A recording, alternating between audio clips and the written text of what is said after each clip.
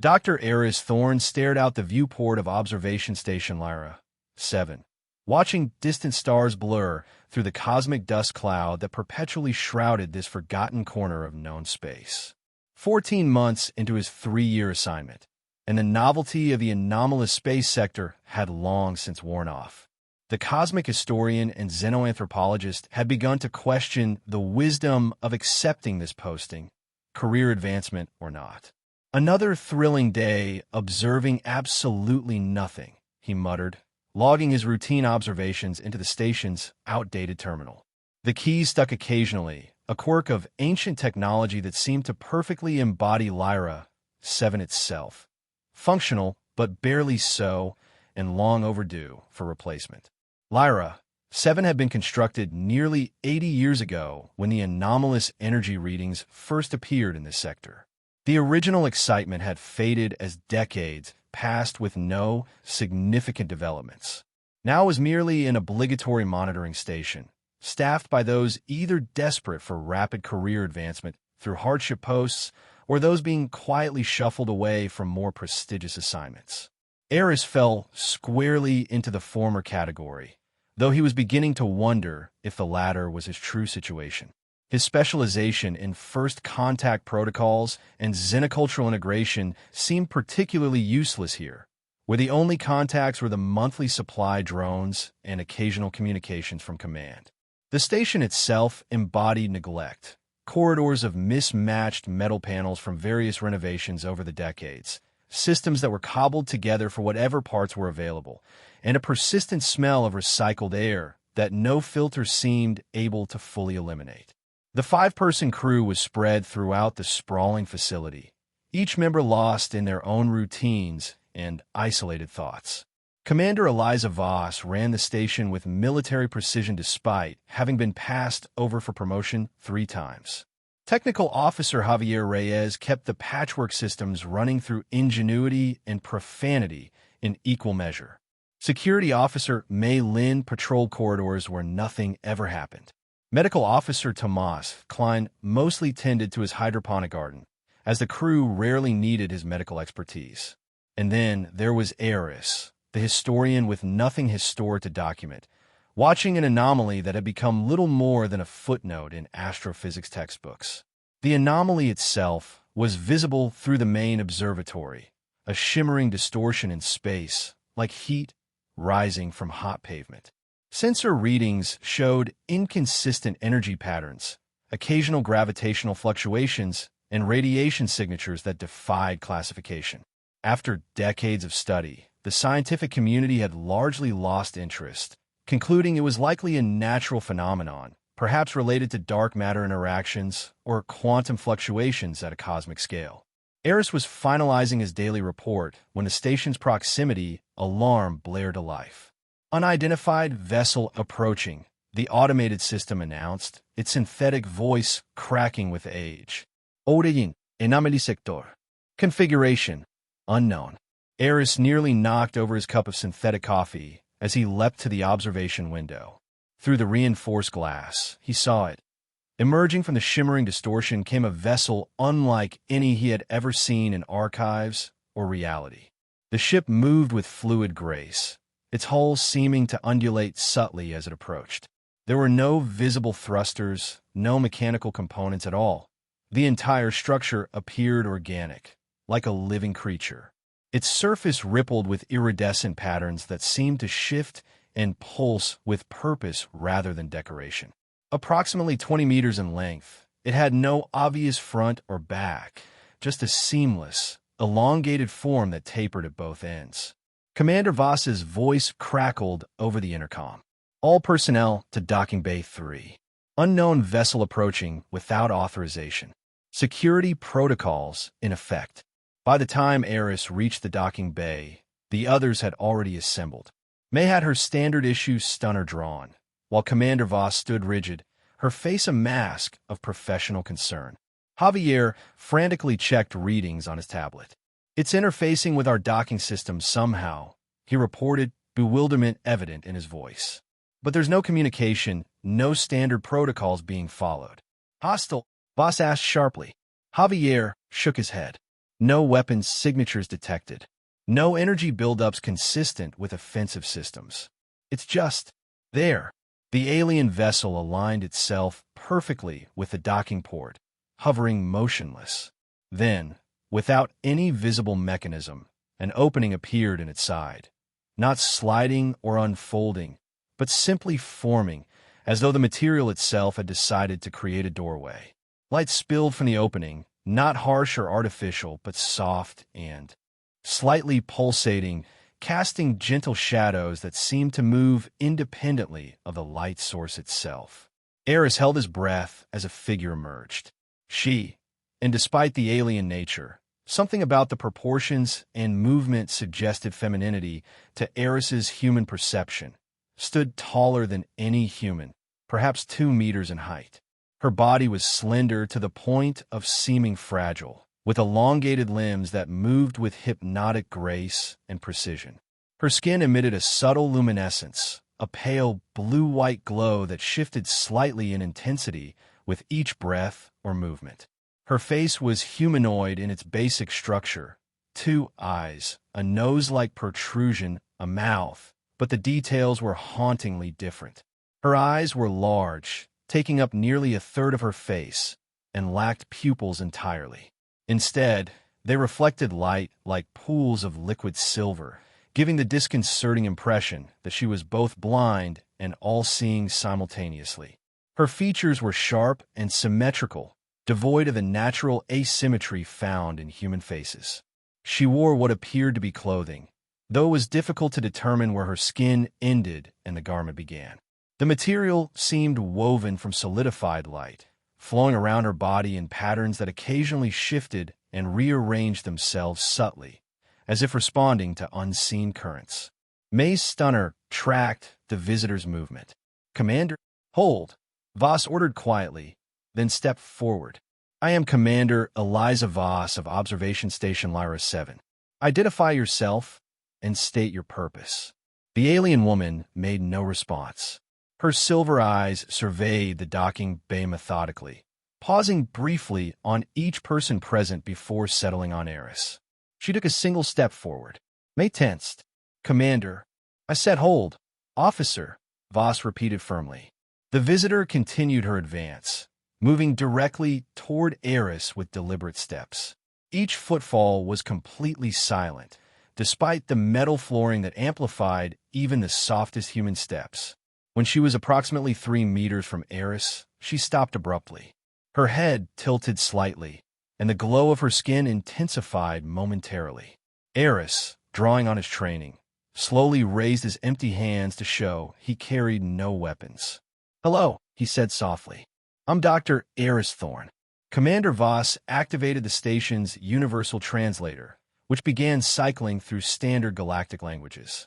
The device produced a series of sounds, symbols appearing on its display as it attempted to establish linguistic common ground.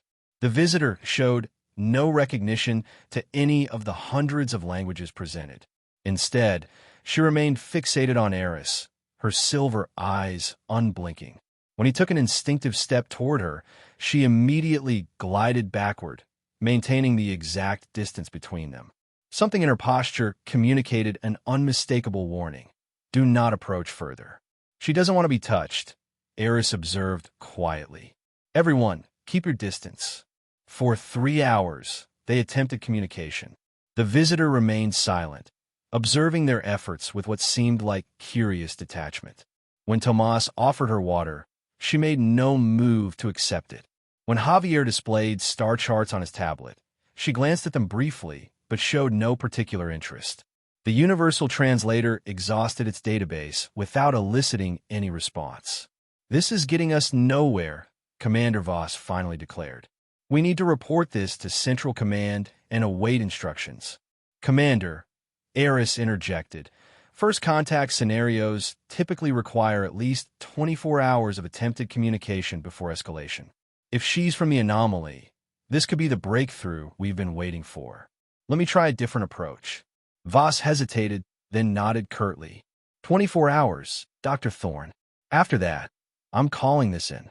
As the others reluctantly returned to their posts, Leaving May on guard duty near the entrance, Eris considered his options. Standard linguistic approaches had failed completely. He needed something more fundamental. He activated his tablet and pulled up a simple visual, the basic structure of an atom.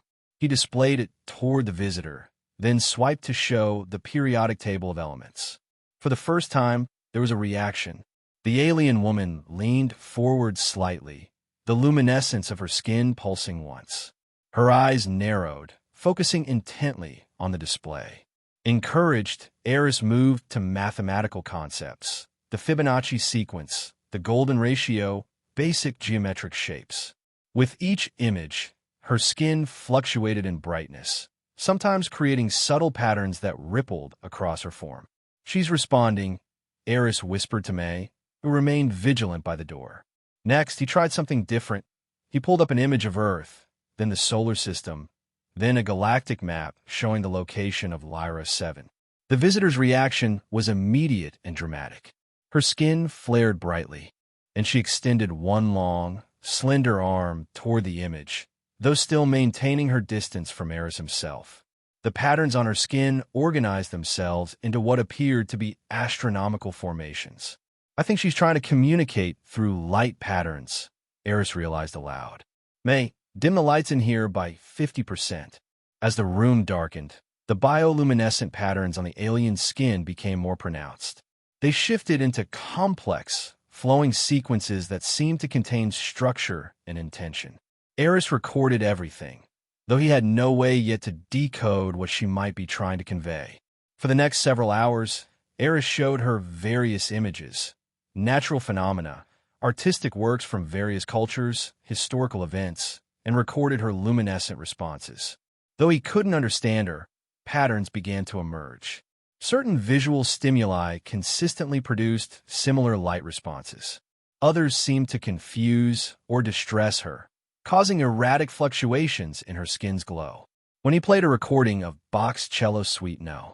1, her entire body became still, the light emanating from her skin pulsing in perfect rhythm with the music. It was the most direct response he'd seen yet. By the time his 24 hours were nearly up, Eris had compiled enough observations to form a theory. He called the crew together in the adjacent conference room, leaving May to observe their visitor. "I believe she comes from a species that communicates through some form of direct consciousness resonance," Eris explained, displaying his recordings. "The luminescence appears to be a byproduct or external manifestation of their communication, not the communication itself. It's like watching someone's facial expressions without hearing their words." "But why come here?" Javier asked. "And why now, after all these decades? And why fixate on you specifically?" Commander Voss added, her expression skeptical. "I don't know," Eris admitted. "But there's something else I've noticed. She maintains exactly the same distance from us at all times. If we approach, she retreats precisely the same amount. If we back away, she advances." "Territorial behavior," suggested Tomas. "I don't think so," Eris replied. "I think physical contact may be taboo or dangerous to her species. Perhaps their form of consciousness resonance requires specific distances to function properly, or perhaps direct contact would cause some kind of overload." Commander Voss frowned. "Speculation aside, I need to report this to Central Command. This is beyond our protocols." As if on cue, the station's alert system activated. Red emergency lights bathed the corridor outside. "Status report." Voss barked into her communicator. The automated system responded. "Energy surge detected in anomaly sector. Radiation levels increasing. Shield integrity at 87% and falling." They rushed back to the docking bay. Through the viewport, they could see the anomaly had expanded dramatically, pulsating with chaotic energy. Lightning-like discharges arced through space toward the station. The alien woman stood watching the phenomenon, her skin glowing intensely, patterns flowing across her form in what Eris now recognized as distress. "Her ship," Eris said suddenly. "It's connected to the anomaly somehow. That's why she's here." As if confirming his theory, the station shuddered as another energy wave hit. The lights flickered, and several systems emitted warning beeps. Shield integrity at 73%, announced the automated system. Estimated time to failure, 47 minutes. We need to evacuate, Commander Voss decided. Prepare the emergency shuttle. Wait, Eris urged. I think she might understand what's happening. Let me try to communicate with her again. Over the next several hours, as the station's systems deteriorated under the anomaly's assault, Eris worked feverishly to establish more complex communication with their visitor. Using a combination of mathematical sequences, music, and carefully selected imagery, he managed to elicit increasingly structured light patterns from her. Through this primitive exchange, Eris began to piece together fragments of understanding. He temporarily named her Lyra based on their location, though she had made no indication of her actual name or if her species even used names as humans understood them. The patterns of light that rippled across Lyra's skin gradually became more organized, sometimes forming shapes reminiscent of stellar formations or wave functions. When Eris displayed images of human interaction, people embracing, shaking hands, standing in groups, her light patterns became erratic and her posture rigid. When he showed images of individual meditation or solitude, her patterns became more harmonious. I think I understand now, Eris told the others during a brief strategy session as the station's shields continued to weaken. Her species, let's call them Lumine for now, they communicate through some form of direct consciousness resonance or energy field. Physical contact is absolutely forbidden. It might cause a dangerous merging or overwhelming of individual identity. That's fascinating, Doctor, Commander Voss replied tersely, but it doesn't solve our immediate crisis. The anomaly is expanding, and our shields will fail completely within hours. Javier looked up from his tablet, face grim. There's something else. The alien vessel. It's generating some kind of stabilizing field that's actually protecting part of the station. Without it, we'd already be toast. But the field is weakening. So she's not the cause, Tomas remarked. She might actually be trying to help. When they returned to Lyra, Eris tried a new approach. Using the station's holographic projector, he created a simple simulation showing the anomaly, the station, and her ship. Then he demonstrated the energy waves damaging the station and the shields failing. Finally, he showed the station being destroyed. Lyra's reaction was immediate. Her skin flared so brightly that everyone had to shield their eyes. When the intensity subsided, she was producing complex patterns more rapidly than Eris had seen before. She moved to her ship's entrance, then turned back toward them, repeating a specific light pattern. I think she wants us to follow her, Eris said. Into her ship. Absolutely not, Commander Voss stated firmly. We have no idea what. Another violent tremor shook the station, stronger than any previous ones. Several systems sparked and failed. Shield integrity critical, the automated voice announced. Evacuation recommended. Our shuttle won't outrun this, Javier said quietly.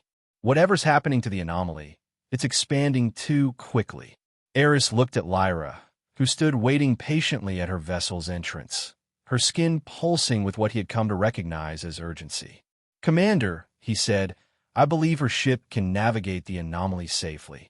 It came from there, and I think she's offering us sanctuary. Voss hesitated, weighing impossible options. And if you're wrong, then we die either way, Eris replied simply. But everything I've observed suggests she means us no harm. After a moment, Voss nodded. Everyone, gather essential supplies and report to the docking bay in 10 minutes. The situation deteriorated more rapidly than expected. By the time they reassembled, several sections of the station had lost pressure and the main power grid was failing. They hurried onto Lyra's vessel, finding an interior that matched the organic, flowing aesthetic of its exterior. There were no visible controls, no seats, no recognizable technology of any kind, just a spacious chamber with walls that pulsed with the same bioluminescence as Lyra's skin. Lyra stood at what appeared to be the center of the vessel, her hands hovering over a glowing area in the floor. Her skin patterns had become increasingly chaotic as she seemed to struggle with some aspect of the ship's operation. Something's wrong, Eris observed. I don't think she can control it properly. Through a viewport-like transparent section of hull, they could see the anomaly churning violently, its energy tendrils lashing out toward both the station and their vessel. Lyra's ship trembled as it attempted to move away. Javier analyzed readings on his tablet. The ship's trying to generate the same field that was protecting us before, but it's not stable. If she can't strengthen it, we'll be torn apart when the anomaly fully destabilizes. Lyra's light patterns intensified, the rhythm becoming erratic. She looked directly at Eris, then at her own hands hovering above the glowing console, then back to him.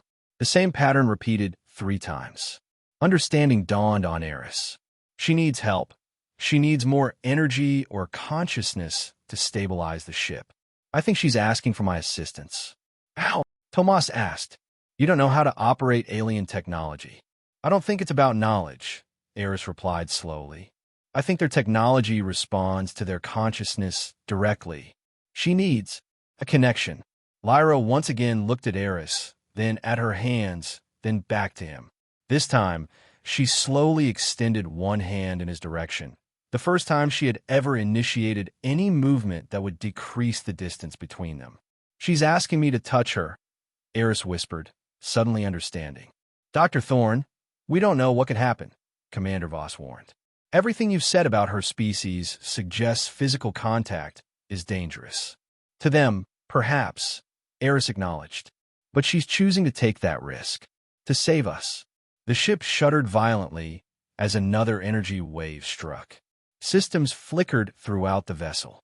Whatever you're going to do it fast, Javier urged, eyes fixed on his readings. We've got minutes at most. Eris approached Lyra slowly. Her outstretched hand trembled visibly, her skin pulsing with patterns he now recognized as fear mixed with determination. When he was close enough to reach her, he paused. Understand what you're risking, he said softly, knowing she couldn't comprehend his words but hoping his tone conveyed his meaning. Thank you. He extended his hand and, after a moment's hesitation, placed it gently over hers. The contact sent a shock wave through the ship. Lyra's body went rigid, her skin flaring with blinding intensity as wave after wave of light patterns cascaded across her form.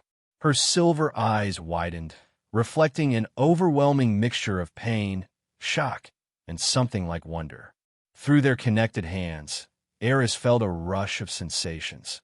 Memories not his own, emotions both alien and achingly familiar, knowledge and perception so different from human experience that his mind struggled to process it. Images flashed before him. A civilization of luminous beings communicating through intricate patterns of light and consciousness. A catastrophic event that tore through their collective awareness. Generations of isolation as they rebuilt, abandoning physical contact to preserve individual identity. The loneliness of a consciousness meant for connection but denied it. Lyra's mouth opened, and for the first time, she spoke, not in light patterns but in a voice that sounded like crystal vibrating. Are the first human I ever touched. The ship's systems suddenly surged to life around them. The glowing console beneath Lyra's other hand brightened, and the vessel moved with newfound purpose, creating a protective field that expanded to encompass both the ship and the station.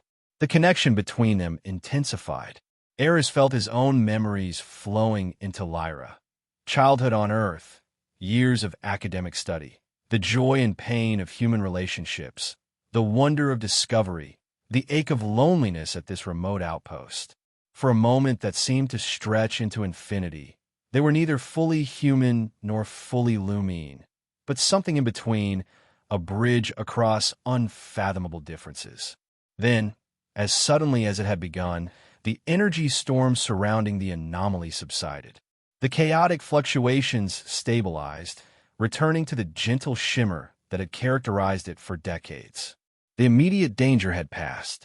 Eris became aware that he was still holding Lyra's hand. Her skin had returned to its normal luminescence, though new patterns occasionally rippled across it. Patterns he somehow understood now contained emotions, relief, exhaustion, and profound disorientation. Gently, he released her hand. Lyra swayed slightly, then steadied herself, her silver eyes fixed on Eris with an intensity that needed no translation.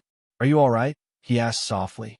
She didn't respond verbally, but a pattern of light across her skin formed symbols that Eris somehow recognized. Not language as humans understood it, but concepts directly transmitted. Changed/overwhelmed/processing. Commander Voss approached cautiously. "Dr. Thorne? What has happened?" We connected," Eris explained, struggling to find words for an experience beyond language. "Her species communicates through direct consciousness resonance. Physical contact amplifies it to an overwhelming degree. They abandoned touch generations ago after some catastrophic event threatened their collective identity. And the anomaly? It's a gateway of sorts, I think. A passage between our space and theirs. The energy storm was a result of instability. Her ship was trying to maintain equilibrium, but couldn't do it alone." Eris looked at Lyra. "Our connection provided the additional consciousness, I suppose, needed to stabilize it." Over the next few days, Lyra gradually recovered from the shock of contact. The experience had fundamentally altered her. The barriers that had once kept her consciousness rigidly contained had been partially breached. She struggled with the new influx of emotions and sensations that were the everyday reality of human existence, but overwhelming novelties to her. Meanwhile, Eris found himself changed as well. Fragments of looming perception lingered in his mind, an awareness of subtle energy patterns, fleeting images from a civilization of light and thought, a deeper understanding of communication beyond words. They discovered they could now communicate without touch, though the connection was much weaker. Eris understood the light patterns Lyra produced, and she seemed to intuitively grasp his speech, though nuances were often lost. Commander Voss, after initial skepticism, recognized the historical significance of the contact. "Central Command needs to know about this," she declared. "This changes everything we thought we knew about the anomaly." "Not yet," Eris urged. "Lyra is still adjusting, and so am I. We need time to understand what's happened before others get involved." Through their limited communication, Eris learned more about Lyra and her people. The Lumine had once been a deeply connected species, sharing thoughts and emotions freely through their consciousness resonance. But a catastrophic event, either a war or some technological disaster, had caused emerging sickness that threatened to dissolve individual identities into a chaotic collective. To survive, they had established strict taboos against physical contact and limited even their natural resonance abilities.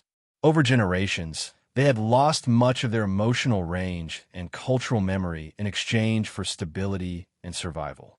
Lyra had been a seeker, one of the few who believed something essential had been lost. She had detected faint echoes of consciousness from the human station and had come searching for what her people called the forgotten song, the harmonious connection they had once known. "You risked everything," Eris said to her one evening as they stood in the observation deck, watching the now stable anomaly shimmer peacefully. "Coming here, making contact, you violated your most sacred taboos." Lyra's skin rippled with patterns that Eris now understood. Necessary/worth/finding what was lost. "And now," he asked, "will you return to your people?" Her patterns shifted. Uncertainty/transformation/no longer belonging. The touch had changed her too fundamentally. She could never return to the strict isolation of Lumine society. She had experienced connection, emotions, memories, things her people had sacrificed for stability. As days turned into weeks, the relationship between Eris and Lyra deepened. They never touched again. Both understood the overwhelming nature of such contact, but they found other ways to connect. Eris taught her human concepts through stories and images. She shared Lumine knowledge through her light patterns, teaching him to recognize increasingly subtle variations. Commander Voss eventually reported their findings to Central Command, though in carefully measured terms that emphasized the scientific aspects while downplaying the more profound personal implications. Lyra's ship remained docked at Lyra. 7. Its technology being carefully studied by Javier with Lyra's cooperation. The anomaly, now understood to be a kind of dimensional threshold, became stable under Lyra's occasional guidance. She could sense its fluctuations before instruments detected them and helped maintain the delicate balance needed to prevent another energy storm. 3 months after Lyra's arrival, Central Command finally dispatched a research vessel to Lyra 7. Soon, the station would be bustling with xenobiologists, physicists, and diplomats eager to study both Lyra and the anomaly. The night before the research vessel's arrival, Eris found Lyra at the viewport facing the anomaly. Her skin glowed softly in the dimmed lighting of the observation deck, patterns flowing across her form that he had come to recognize as contemplation. "Everything will change tomorrow," he said quietly, coming to stand beside her, close, but with the necessary distance between them. Her light patterns responded. Change/already/inevitable. "What will you do?" he asked. "Stay here? Go through the anomaly? There will be humans who want to study you, to understand the Lumine." Her patterns shifted. Curiosity/exploration/new path. Then she formed a pattern he had never seen before, complex and multilayered. Eris concentrated, trying to decipher its meaning. "You want to explore?" he translated slowly. "Not just space, but connection. The anomaly is stable now, a bridge between our worlds. You want to be a bridge too?" She nodded, the human gesture she had adopted for simple affirmation. Then her patterns formed another question. "Together?" Eris smiled, understanding the invitation. A human historian and a Lumine seeker, exploring the bridge between worlds? I can't think of a better research partnership. Standing before the shimmering anomaly that had brought them together, they did not touch, but the space between them hummed with possibility. A new kind of connection forged through understanding what separated them and what could bring them together. The first touch had broken barriers both physical and metaphysical, opening doorways to new perceptions and possibilities neither could have imagined alone. In the soft glow of Lyra's bioluminescence, Eris saw the future unfolding.